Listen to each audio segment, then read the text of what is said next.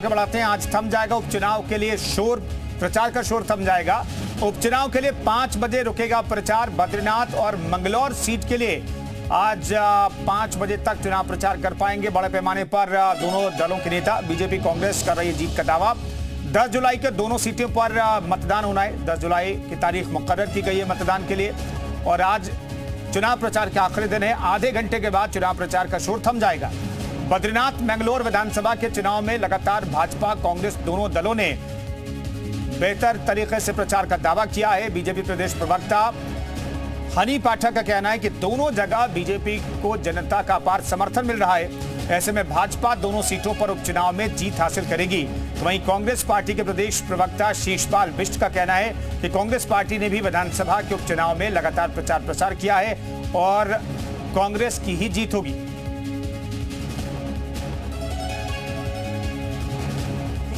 आज जो 2 उपचुनाव होते 2 जगहों पर, उसका चुनाव प्रचार थम जाएगा और उसके बाद निश्चित रूप से मैं दावे के साथ कह रही हूँ और पूरे भारतीय जनता पार्टी नहीं अपितु बद्रीनाथ के और मंगलौर की जो देवतुल्य हमारी जनता है वो भी हमारी भारतीय जनता पार्टी के ही बटन को दबाएगी और निश्चित तौर पर हमें विजयी बनाएगी। इसका अभी प्रमाण ये भी है कि 5 लोकसभा सीटों में हमारी देवतुल्य जनता ने हमें कमल खिलाकर दिया है। तो मुझे पूर्ण विश्वास है कि दोनों उपचुनाव में भारतीय जनता पार्टी भारी बहुमत। जनता उनसे पूछ रही है कि आखिर बद्रीनाथ में उपचुनाव क्यों थोपा गया जनता के ऊपर, क्यों जो है तोड़फोड़ करके जो है आपने लोकतंत्र को कलंकित करने का काम किया है। तो भाजपा इसका ही जवाब वहां पे नहीं दे पा रही है। और मंगलौर में लोकसभा चुनाव में ही कांग्रेस पार्टी की लीड इतनी ज़्यादा थी कि भाजपा उसको कवर करने के बारे में सोच भी नहीं सकती। और मंगलौर में भाजपा के प्रत्याशी ही कह रहे हैं कि यहाँ सड़कों में गड्ढे हैं, मैं जो हूँ पैरासूट से गाँव में जाऊँगा। तो अपनी ही सरकार को कटघरे में खड़ा कर रहे हैं और वैसे भी मंगलौर की जनता से उनका कोई लेना देना नहीं है। निश्चित तौर पर कांग्रेस पार्टी दोनों सीटें प्रचंड बहुमत से जीतने जा रही है।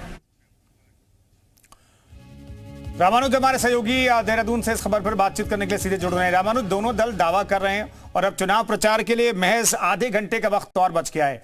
किन मुद्दों पर इन दोनों सीटों पर चुनाव प्रचार दोनों दलों ने किया है? स्थानीय मुद्दे हैं या फिर इसके इतर भी कोई मुद्दे हैं जिसका जिक्र चुनाव प्रचार के दौरान होता रहा?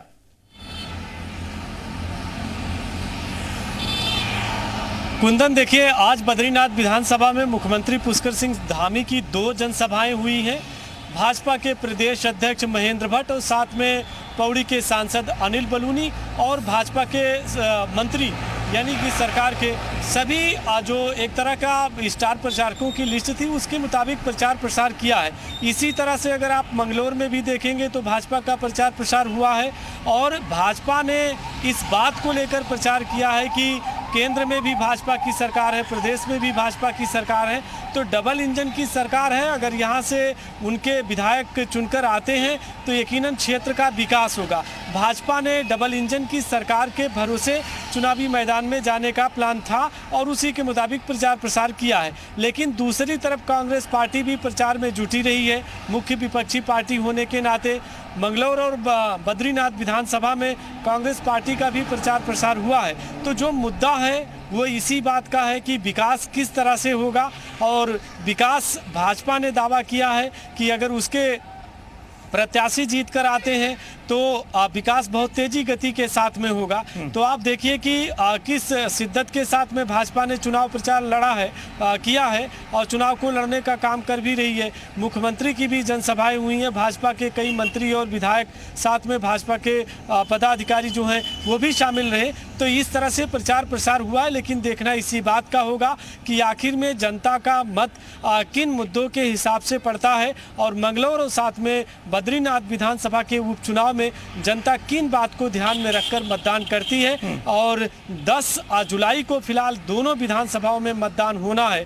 तो ऐसे में देखना होगा मतदाताओं का रुझान क्या है, मतदाताओं का रुख क्या है। दोनों ही दल अपनी अपनी जीत का दावा कर रहे हैं।